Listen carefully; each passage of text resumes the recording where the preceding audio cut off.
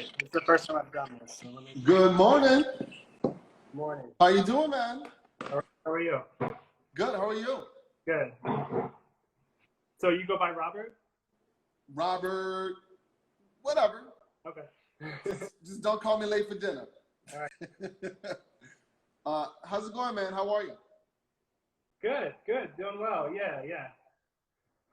Holding in there. Hanging in there. How are you?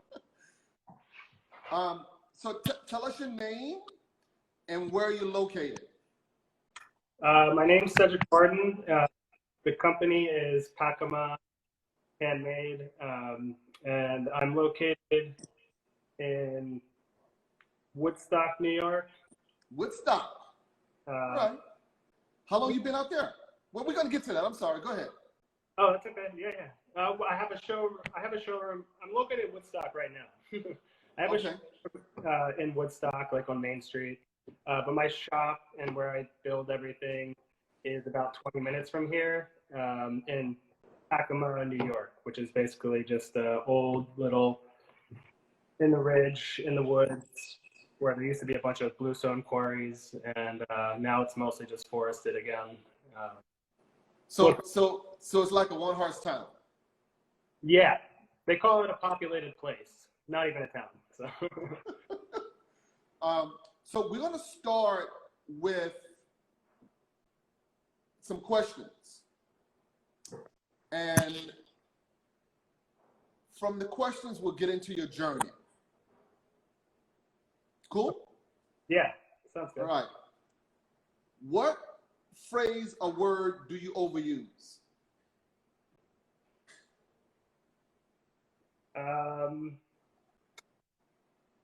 I don't know if there's a particular phrase or word, but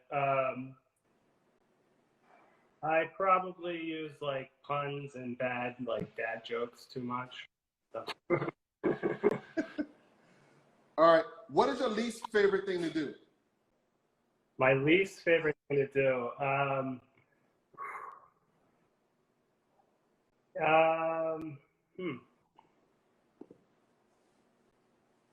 Well, when it comes to work, my least favorite thing to do is lifting heavy.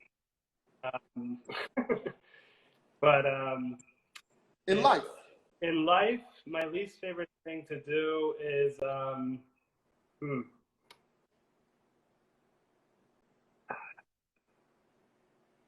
I don't know.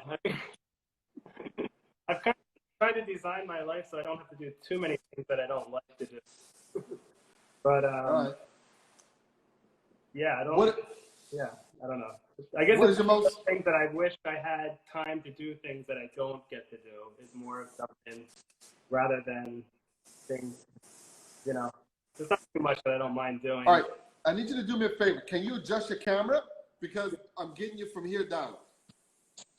There you go. Me.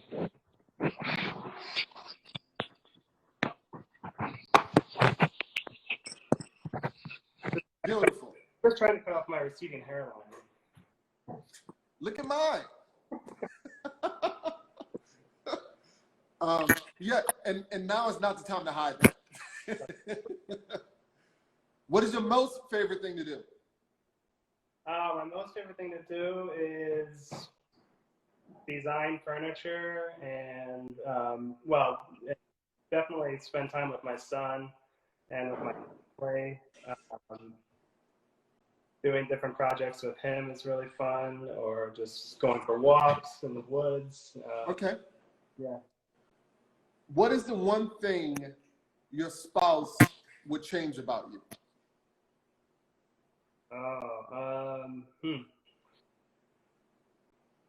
Probably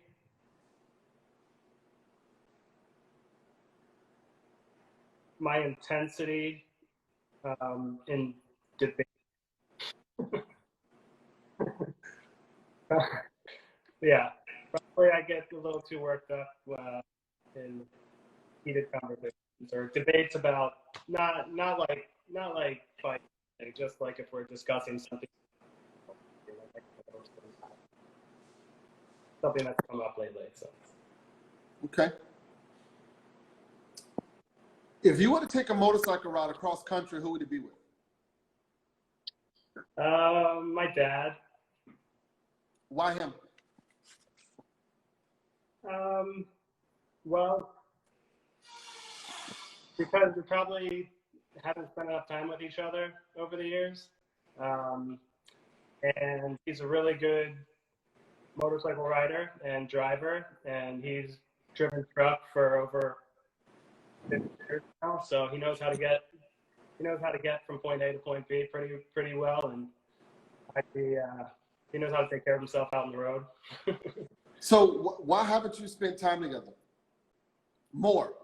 Well, mostly I think he worked a lot when I was growing up. Like, he was a truck driver, so he would be out of the house often at 2, 3 a.m. And, he'd be back for dinner.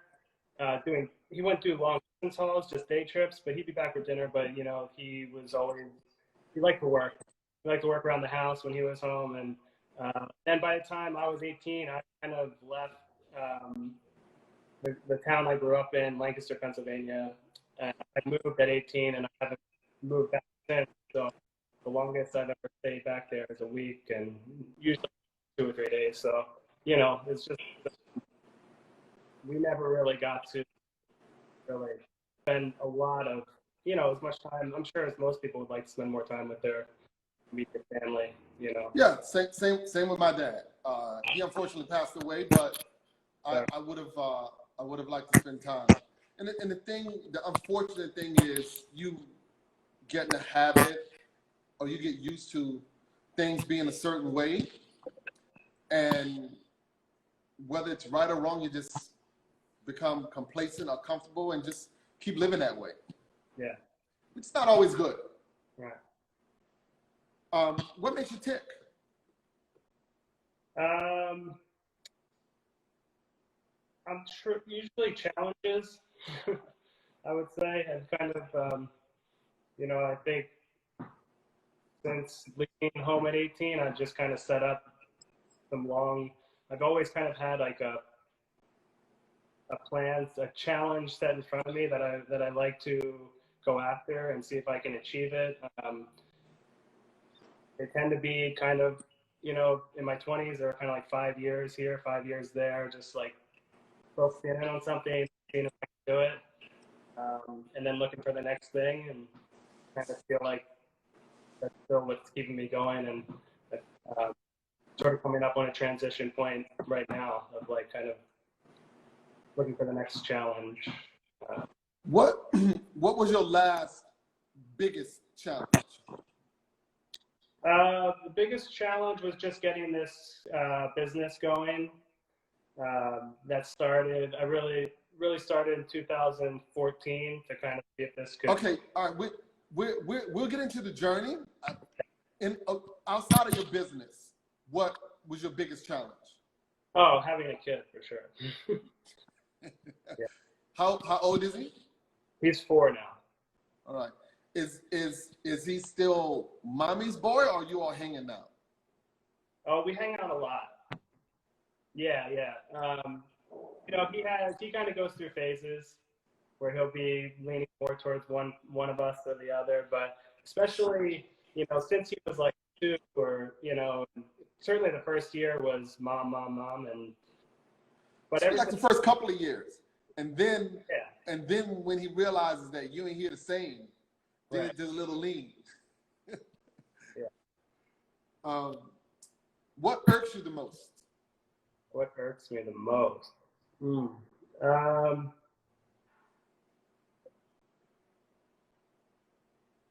I certainly, I guess something just in general that I find irksome is kind of just the division that we're seeing everywhere in our society, and how that's really funneled down to personal levels. And I've been seeing now, like, peers and stuff, like splitting both family members, whether it be siblings or their parents, who they're just like, they've kind of got this cause that may or may not be a great cause. Usually it is a good cause, but it's being exercised in a way and put out in the world in a way that's just causing a wedge for the people that we would like to be connected to. And somehow we're splitting ourselves further away from the same people that we want to be connected to. Yeah, I was watching this thing. A guy sent me this thing on YouTube, and it was a gentleman talking about the Confederate movement, the Confederate, what it means. Mm-hmm. And he spoke about, he was a defense attorney, and he spoke about a movie about a defense attorney. And the essence of it was, people are not just one thing. Yeah. And I think a lot of times that's what we get caught on, is that one thing. Yeah. Because he went on to say that someone could be a great mother, a great wife, and an alcoholic. Mm-hmm. You know, someone could be a great father, a great husband, and a serial killer. Mm-hmm. And we kind of tend to concentrate on that one thing. And yeah. he also spoke about America being a great country, which I love it. And I think I'm just as patriotic as anyone else, Mm-hmm. if not more. My family goes back to 5 generations in this country. Mm-hmm. And my great-grandfathers fought in the war. I worked in Washington. And I'm also troubled by the country that I love so much. Mm-hmm. Currently and its history. And people holding on to the history that was absolutely horrific to me. Mm-hmm. So, and I have friends, people whom I admire, people whom I love, people who I've hung out with. And there's some people who I've intentionally decided to not get into politics with because I know we would differ. But I still value those people. Mm-hmm. And I need to find a balance to where even if someone has a political difference than mine, that's not the only thing that I concentrate on. Mm-hmm. Now, sometimes that difference could be harmful to me. Mm-hmm. Then that's different. But I need to not concentrate, or we need not concentrate on one particular thing about people or about a thing. So as far as the division goes in this country, that's something that we need to work on and be morally on the right side. Yeah. I think to go along with what you're saying, like we pick one thing about someone and like define them by it, and we also, it seems like I feel like we pick one feeling about someone. Like if I'm angry at Donald Trump, I can't feel any other feeling towards him but anger, even though I probably should feel compassion for him as well if he is mentally ill, or if he has. And I don't mean that as a joke either. I'm not. No, I'm serious. I'm laughing because you're right. You're 100% correct. He could be very damaging to like a person could be damaging to me, my community, and I can be angry about that, and I can want to change that, but I can also feel a love and compassion at the same time. Like we can hold those two feelings simultaneously, and just because one might be stronger, doesn't mean we have to let the other one go. Exactly. Yes, it's not like you want to wish harm on someone. Mm-hmm. You just have an agreement and don't think maybe that person should be doing this. Right. So, what sound makes you happiest? What makes you happy? What sound? What sound makes you happiest? Sound. Oh man. Right now, my son's singing. What does he sing? He'll make up songs. He'll just, or he sings songs that he learns like at his his school, his little preschool. So he likes music? Yeah, he does. And he recently got it.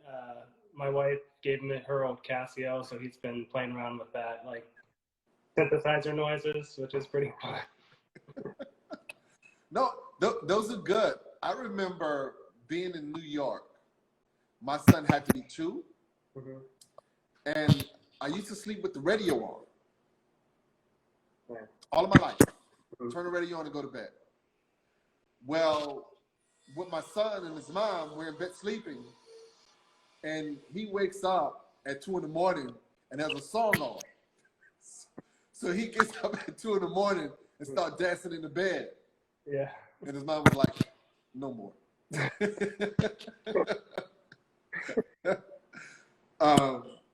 So that's my son, who's 22 now, and music.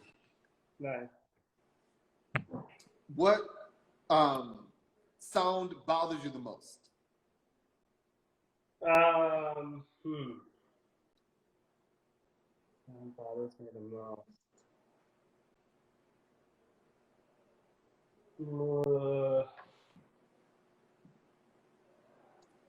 I live in such a quiet place that even like the tiniest disturbance of like someone loading stones into a truck, like a half a mile away, I'll be like, what's going on over there? you become comfortable with silence. Yeah, I like quiet unless I'm making the noise. Yeah. Other than your own, what other profession would you like to try?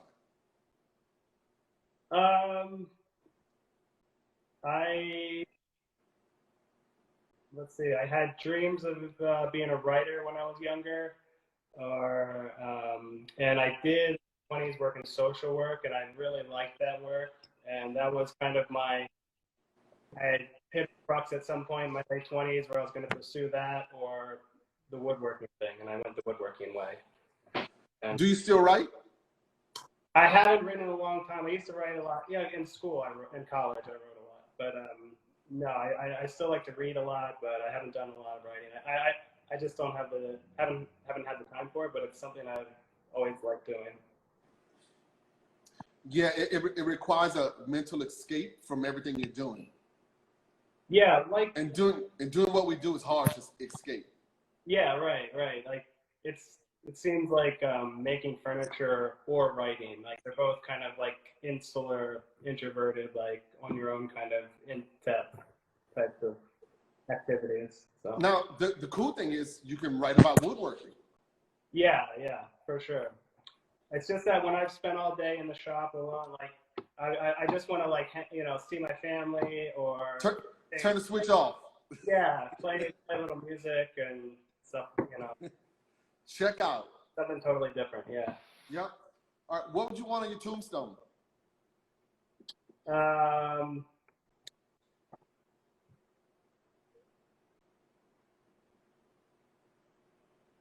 Good guy. I don't know. Good guy. All right. All right. So let's get started with the journey. All right. So we want to start from high school and all of the things that led up to you doing what you do now. Okay. So in high school, and I was what I was told often very underachieving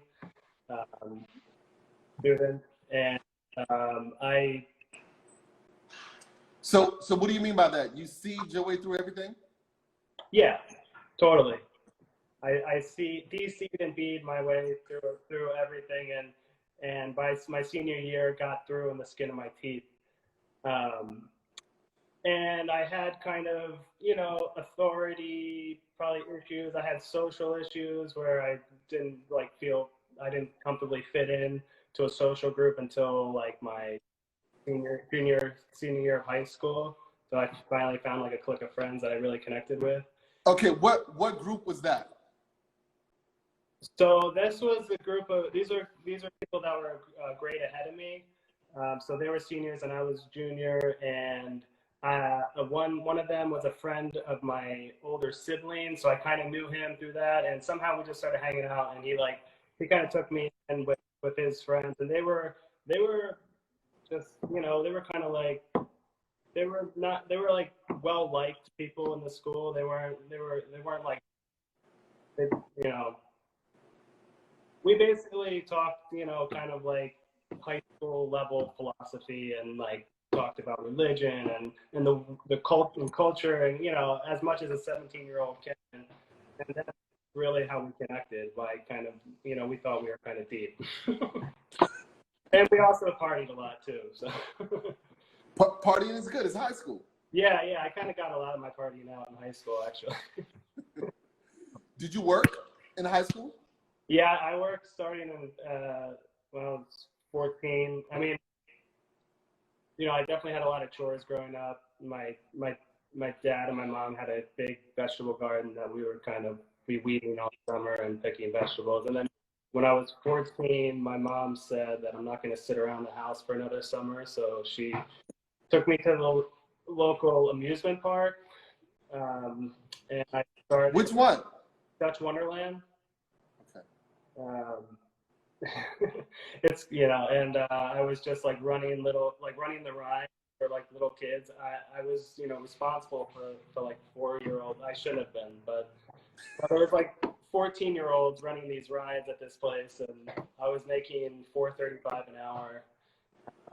And then I went to a car wash, and worked at a car wash for a year or two. And then I went back to the amusement park and worked on the grounds crew, which was fun. And then I started working in a restaurant my senior year of high school, bussing tables. Okay. So what happened when you went to college? Where'd you go to college? So I graduated high school barely, and I had a friend living in Boston, actually the same friend who kind of took me in with this group of friends. And he had moved up was living with his brother up in Boston, and I just wanted to get out. I didn't, I applied to like one college and didn't get in, and I moved up there and just started working at a restaurant, waiting tables, and then I started taking night classes at UMass Boston. So his brother had done this, and it was kind of like, it seemed like a good plan where I was, I took night classes for a year and worked and got residency in Massachusetts, and then I enrolled in UMass and got in-state tuition, which at the time was $1,500 a semester. So I was basically able to pay my college as I was doing it, because I was working Smart full time at a restaurant and then loading all my classes into 2 or 3 days a week. So that's how. And UMass at that time, UMass Boston was a commuter school only, and it was pretty easy to get. My class I aced, and so I was pretty easy to get enrolled in the class at that point. Okay, let's pause and talk about UMass. Mm-hmm. Were you there with John Calipari? That's when the basketball team was nice. Okay, no, so that's UMass Amherst. Sorry. The UMass system, but that the main campus is out in Amherst, which is like Western Mass, and I was in Boston, which is kind of like the commuter school. It's still a pretty big school, but it's like, like 8,000 kids, but it's not the main campus where all the athletics happen. You said it's 8,000? Students, yeah. That's big. Yeah, it's a big school. I think the main campus is like 25, 30,000 or something. So. Okay. My college was 3,300. Yeah. Which school is that? Morehouse. It's in Atlanta. Yeah. Yeah, it was a big school, but there wasn't any kind of campus life or anything, because everyone was just kind of working and commuting in, taking their classes and like leaving. Right. They had a life to live. Yeah. Okay, so after college, then what?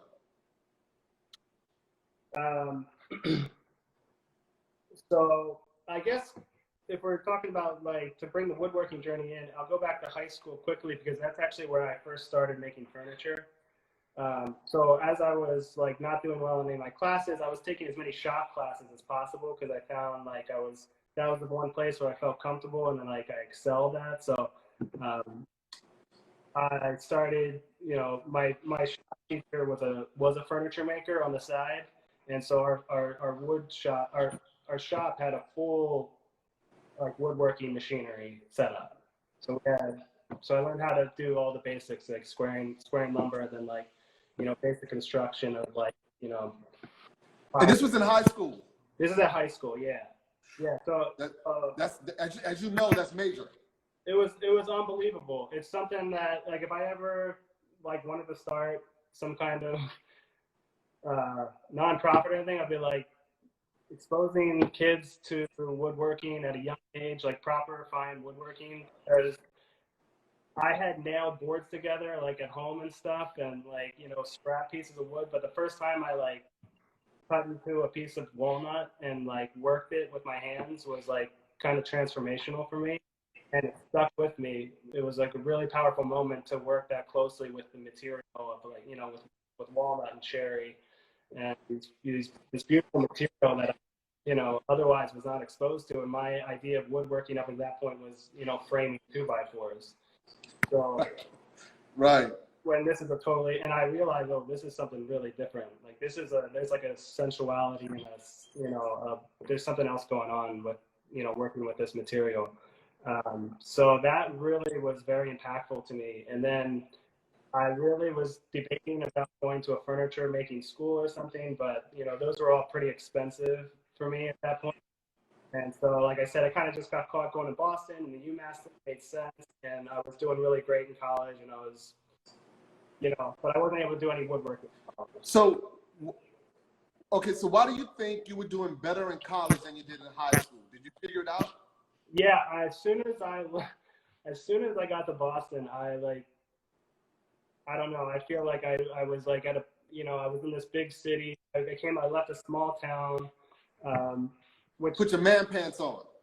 yeah, totally. It's like, okay, this is up to me now. Like, this is my chance to like, I can do what I want. I can make my life like I'm responsible to pay my rent. I'm responsible for all of this. Like, I'm paying for this school. I'm gonna do well. Like, and you know, the culture of college is much different than high school. High school, there's like this kind of authoritarian like things like just stay in line, stay in order, read what I tell you to read. And college is like read this book and write something about it and tell me what you think about it. And that was fun and easy for me. Like even in college, like if I had to take like you know I had to take statistics and you know and some classes that required testing, and I didn't do great in you know those classes. I got by, but if you tell me to read something and write about it, I'll do great. If I have to like memorize and like do a test, I'm more of like a C or D. You know. Right. Okay. So, when did you do any woodworking in college? No. So I was living in an apartment and I had basically no exposure to woodworking at all during that time, and I really missed it. You know, I was doing kind of getting involved in other artistic pursuits. I was playing a lot of music, and I got involved in like printmaking and video making at school. Okay, so in music, did you play an instrument? Yeah, mostly guitar. Okay. Bass or lead? What's that? What kind of guitar? Bass or lead? Oh, mostly acoustic guitar. Okay. Like rhythm, Right. you know, like yeah, mostly acoustic guitar. More, I played some electric guitar too, which is more like rhythm, not like lead guitar. No. Okay. And printmaking, screen printing. What kind of printmaking? Like I forget all the terminology now, but like taglio, like you know, zinc plate etching, and like the acid reduction, one zinc plate, line cuts, So different stuff like that. And that was actually, you know, it's a very process oriented practice, like woodworking. So that you know, that was another thing, was like, I kind of like a lot of stuff leading to a result. Okay. So when did we start?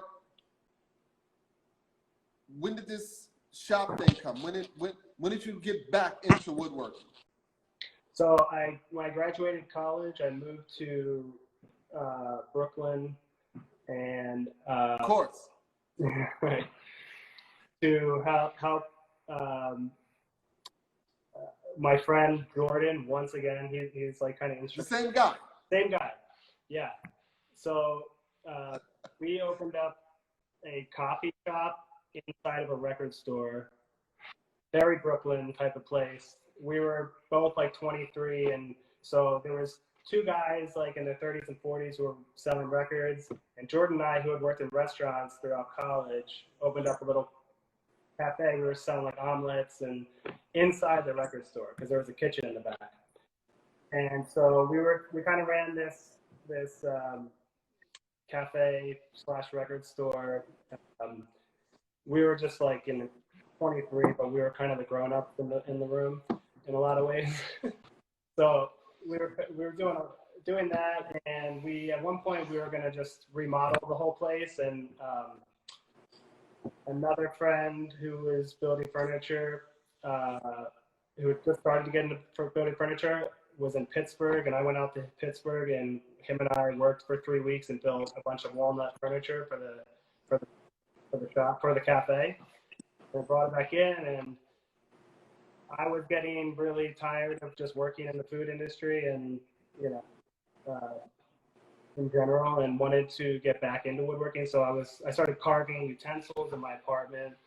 I started building furniture in my apartment, and then, like, you know, renting out a little woodworking space from my friends, you know, for a day, and like building, you know, to build a table for myself, and slowly started like getting back into woodworking. And then I started renting a space in Brooklyn, like a shared space, and I left the cafe so that I could just like, and I got a job in Lenox Hill Neighborhood House at a place called Casa Mutua in Harlem, which was single residency occupancy building. And I was doing like art and recreation activities for all the residents there, 3 days a week. And so I was doing that part-time to kind of pay my bills. And then the other time I was just doing as much woodworking as I could and taking on like little odd jobs and making stuff for people at ridiculously low prices. And then did that for like 2 or 3 years. And then my wife and I decided that we could move what we want, you know. And this is kind of when I was deciding, do I want to kind of stick to this nonprofit, you know, type of job, or do I want to really see if I can do the furniture making? Decided to move upstate one hot New York City summer, like on a whim. We just rented a place up here on Craigslist, and I moved up full time like right away, and started working out of the garage on that property, and decided that I'm going to try and be a woodworker. And I got a job here in Kingston at a custom millwork place called Catskill Custom Carpentry, and I worked there full time for 2 years, and that was like my boot camp, because I had learned all the, you know, I've been exposed and like been teaching myself in high school, kind of like how you make fine furniture. But you know, and I went to like the North Bennett Street School for a workshop, and the Center for Furniture Craftsmanship in Maine. Did like a week or two there, and you know, that's where you just learn kind of the trade, and you learn skills. It's kind of fantasy camp, because you're not making things for a living. You know, you're not really shown how to make this work as a business. And then working at the millwork shop, I saw like guys who were craftsmen for like 30 years, and what it meant to be like a dedicated and highly skilled like craftsman who shows up at work every day and just does really amazing work, and he doesn't really get a pat on the back. And I learned so much from those guys about, you know, just how to keep your head down and like do really good work for the sake of doing really good work. And that was like really, it was, yeah, it was kind of, I kind of look at it as like my boot camp of like this, you know, this is what it takes to like really work hard every day, day in, day out. And just how much goes into it all. And just really great tricks of the trade of, you know, how to get things, you know, how to work efficiently, and but also to a very, very high standard there. Like my foreman there would just, you know, he would just say, Cedric, just do it till it's perfect. You know, just make it perfect. Like in a very straight face, you know, like, you know, because I'd be like, how far do I take this? Like, you know, am I still working on this one piece? Like, he's like, just make it perfect, you know. So that was really, I really, and my skills went a lot higher working there. It's good. They say iron sharpens iron. Yeah. So after being there for 2 years, then what? So when I left the record store cafe thing, I was getting really into woodworking, but I really liked the physical being at the cafe every day, and the regulars. There was a really great community that happened there, and it was a really unique and special place.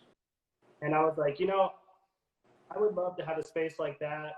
That's not about food or records, but about like things that people have made with their hands. And you know, so for the next 8 or 9 years, like that idea never left me, and it was something I continued wanted to do. So I was, you know, we moved up here, and while I was working at at the millwork shop, I was still making my own furniture at home. So I, you know, on the weekends and at nights and stuff, and just trying to flesh out, you know, what my style of furniture would be, what my line might look like, and eventually, and I try to keep my eyes out on retail spaces in the area, you know, and I was kind of feeling like Woodstock would be a great. After living here for a couple of years, I was like, Woodstock gets like tons of traffic. There's a really big second community here. There's people from the city coming here every day, every week, every weekend. So I was like, Woodstock would be a great place, and I would just keep my eyes open, you know, for the right space that would open up, and you know, and with just like a small amount of capital, I basically stopped working in the mill workshop and founded this place shortly after, and just decided to give it a go, just like open up this place. And you know, I didn't come from a design background. I didn't study design or work in the design field, so I didn't really know exactly how I was going to, as a furniture maker, kind of get into the field and get people to know about me. So I was like, if I just open up space, I'll be here, and you know, that'll be kind of a good way to advertise my work, and it'll also motivate me to fill it with the products. And it would be, and I was looking forward to carrying other people's work to kind of showcase too, because I had a couple friends who were making pottery, and there's a wood turner locally that I wanted to carry his work. And so I was just like, kind of like, okay, this is my project. I'm going to make this store space. I don't know if it's going to, from a business standpoint, it was like, I think it can work, but maybe it won't. Maybe I'll be here 3 months, you know, but it's something I want to do. I'm still kind of young, you know, I'm just going to give it a shot. And you know, if I have to go back, it doesn't work. It'll be there. If it doesn't work out, it doesn't work out. You know, I was already okay with that when I opened it, and I knew, you know, that there's a good chance it might not work. But I opened the space in 2014, and slowly and just kind of little by little was getting traction, and I started getting, you know, I put some furniture in here, and I would get some local people were just, you know, were interested, and were just started buying things, and then and the, you know, selling the other people's work was just kind of paying for this space, and you know, just kind of covering my overhead as far as that goes. you know, paying the rent for the place. So that worked, and it helped me get my name out there. Um, and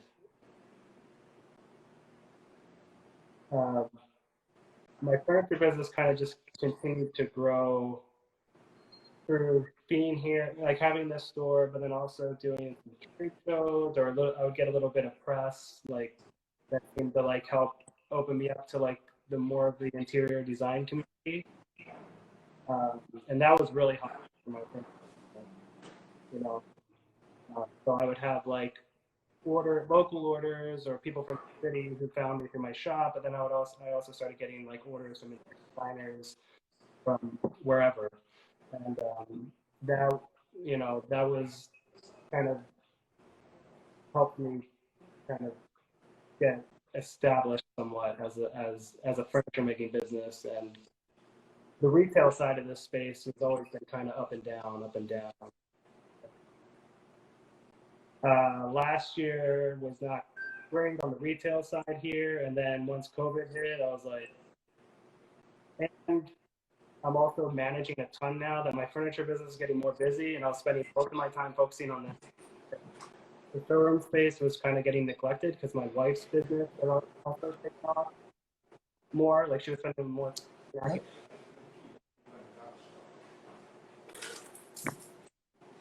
So, what are you doing now for press, for coverage, for marketing? Is there anything in particular that you do to try to keep business flowing your way? Not a lot because I really don't have time. So I'm trying to organize the business more so that I can. I do have time in my week to kind of focus more, and so it's other than the store here and doing like I do like the Field and Supply trade show every year that happens in Kingston. That's been really helpful. Uh, but other than that, I don't do a lot. You know, Okay. I really had a lot of time. It's basically me making most of the furniture. Sometimes I have like one helper in my shop helping me, and then like until this happened, and one person helping me in the showroom, but like I'm kind of managing everything. Writing emails, I'm doing the website, the photographing, and I'm spread like way too thin right now. And so this whole quarantine, like past 3 months, have really helped giving me the time to analyze all that and make some moves. I'm kind of ready to make some moves that have really starting to seem more obvious. It's just like I need to focus on the things that work and that I'm really good at, and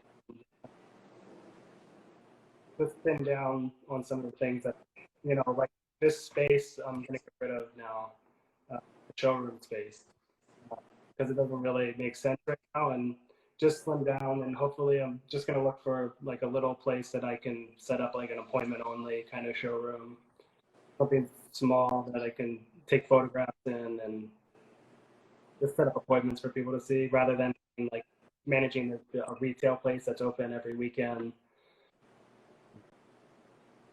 And you can't get some high school students to do that on the weekends?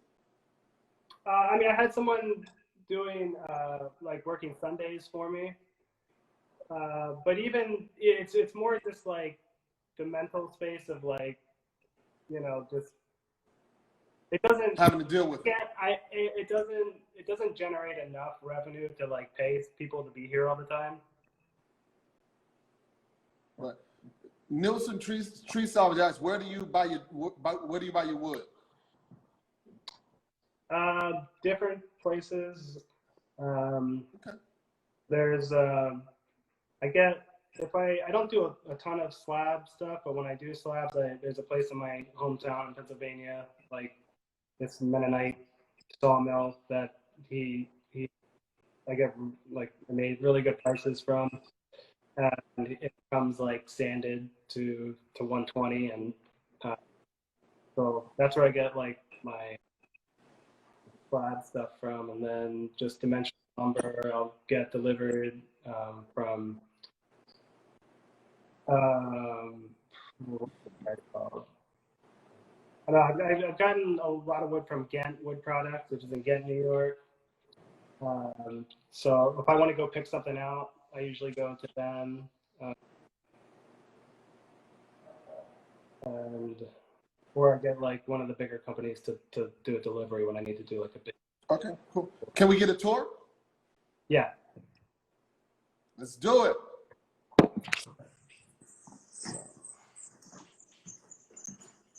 Turn on. It's nice. So I'll just That's bring a nice space. Yeah, it's a great space. I really like it. I mean, another reason I'm gonna be moving out of here is the landlord was basically telling me that she wants to sell the building. Did you have to redo that room to use it, or was it like that? I basically just painted everything white.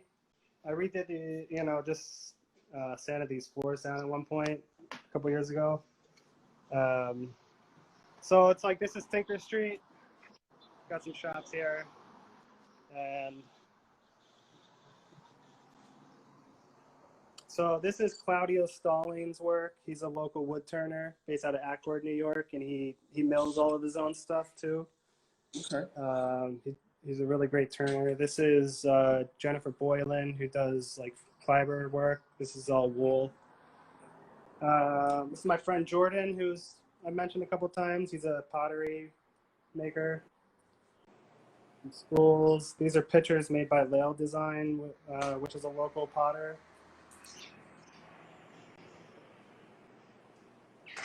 These stump stools are what Claudio makes as well.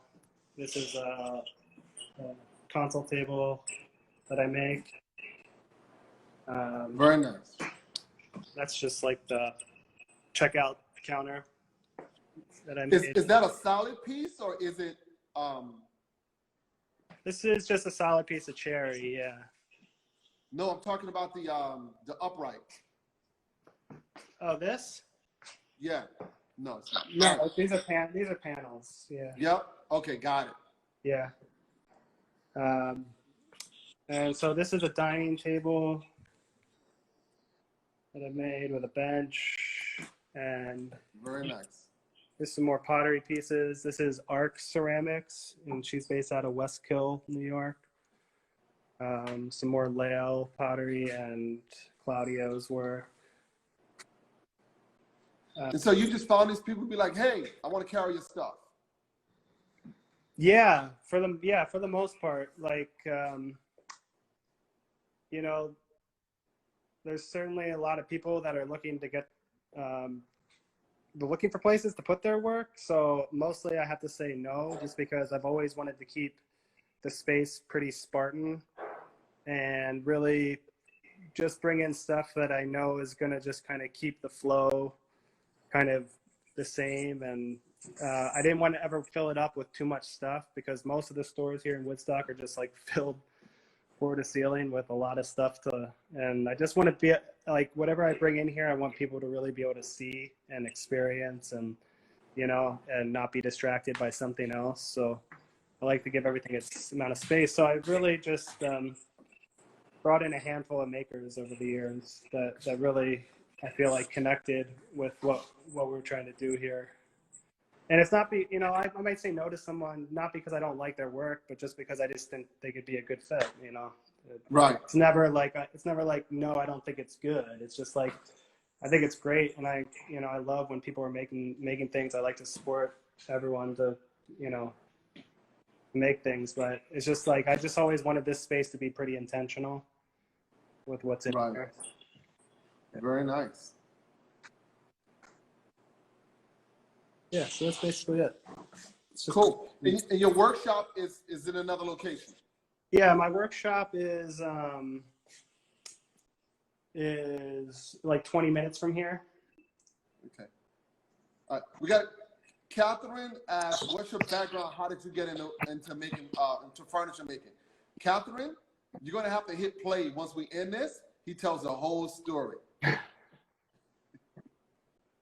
Yeah, it goes back to high school, basically. I have to credit my high school shop teacher for really being the one that planted the seed.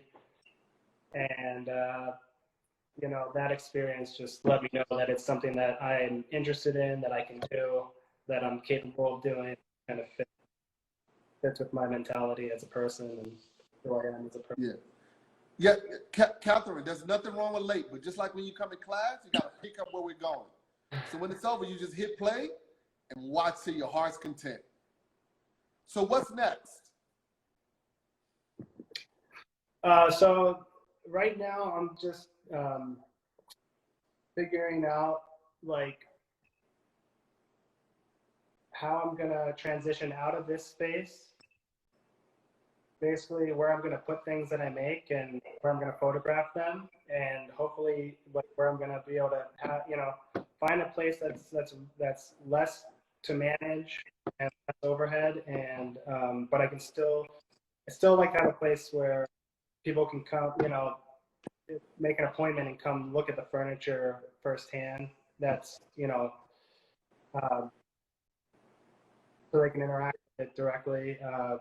And I don't have space in my shop for that because it's just it's a garage, you know, converted into a shop.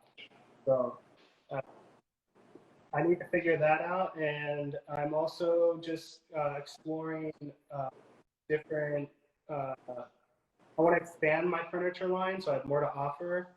And my production has always been a problem because I've tried to get helpers come and help me, and some have been great. Like I had one helper last year who was awesome. She had just graduated from Center for Furniture Craftsmanship, and she could basically do whatever task I gave her to do for the most part.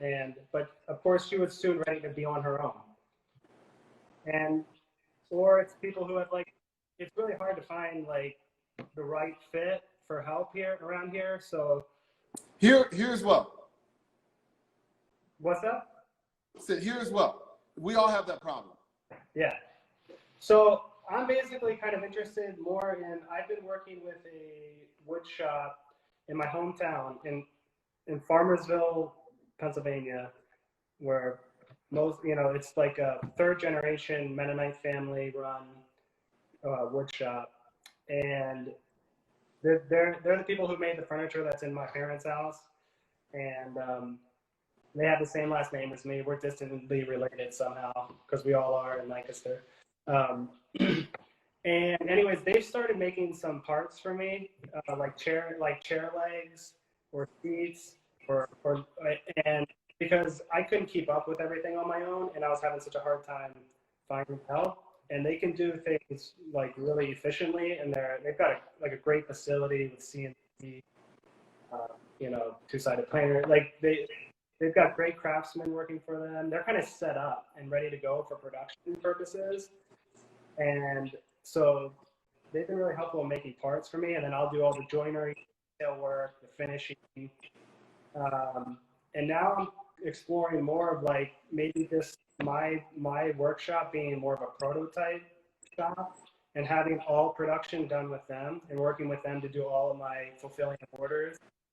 And I think that's going to be a key to like allowing me to focus more on the business side and the design side. And because the major problem I've been doing this for 6 years, and my furniture line is like kind of what I thought it would be a year or two, as far as my offerings, you know. And like just because when I start filling orders, I don't have the time to design and making a new piece of furniture. Yeah, it's a lot, man. It's a lot. It's like to get the design down to a lot. To be like that's a full-time job in itself. And so that's what I'm saying. Like I'm doing that, and then I'm like also filling all the orders, and then I'm also got this showroom thing going. So I'm like looking at like just, you know, delegating more and building the business that way so that I can have kind of something more stable. You know, I want to see the business just be more stable and like standing on two legs a little more without me like constantly feeling like I'm like pushing a boulder up the hill. Right. We have a question here. How thin do you go with your table legs? How thin do you go with your table leg? Well, I have like this, if we're talking about a dining table, like this is a pretty thin leg right here. It starts at 1 3/4 inches and tapers down to 1 inch. and I probably wouldn't go much more petite than that with a table knife. This is, and the table is rigid, but you know, once these table, like this reunion table, I've made pretty long and wide at times, and even bracing it, possibly if I like, you know, bump against it, it might give a little shake because it doesn't have a lot of weight towards the ground.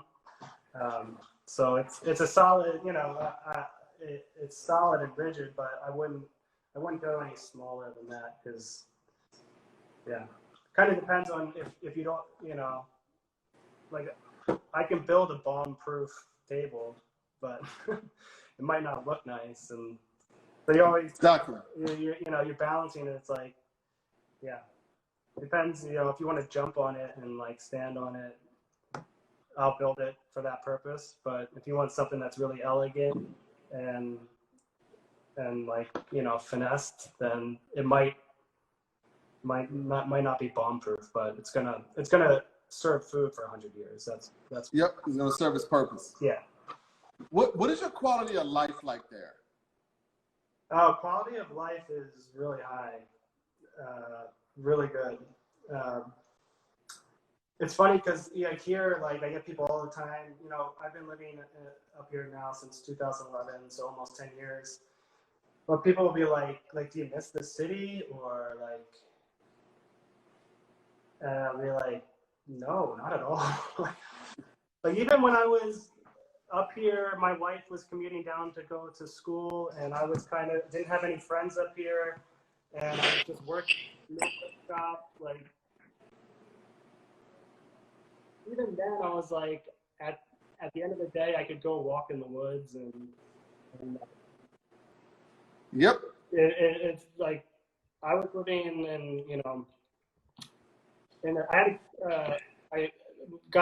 lucked out and had a great apartment for a year or two before I moved out of Brooklyn. It was kind of like, it was a beautiful apartment, big open, like right in the middle of Greenpoint, and I'm still not happy being in the city. And I lived in, you know, Boston and then Brooklyn for 10 years at that point, and I was like, I'm ready to get back out to where there's more trees than people, and obviously there's things about the city that are really inspiring, and there's amazing people, amazing things there, but it's really close. I can go down there anytime I want, but my day in, I wake up and I can watch, you know, the birds outside my. We got about 45 seconds. All right. So yeah, the city is the city. Yeah. And I have a place in Liberty, New York. Mm-hmm. And I found when I spent time at both, I was a lot happier. Mm-hmm. Now the rat race is the rat race. Mm-hmm. So, you know, I also need to find balance. Yeah. Because I too do a lot. Yeah. So thank you for your time, man. I appreciate it. Yeah, thanks a lot. I appreciate it too. It was nice. All right, and we 6 p.m. we talk about shoemaking. Cool. All right, brother. Thank you very much. Thank you all for tuning in. All right. Thanks, guys.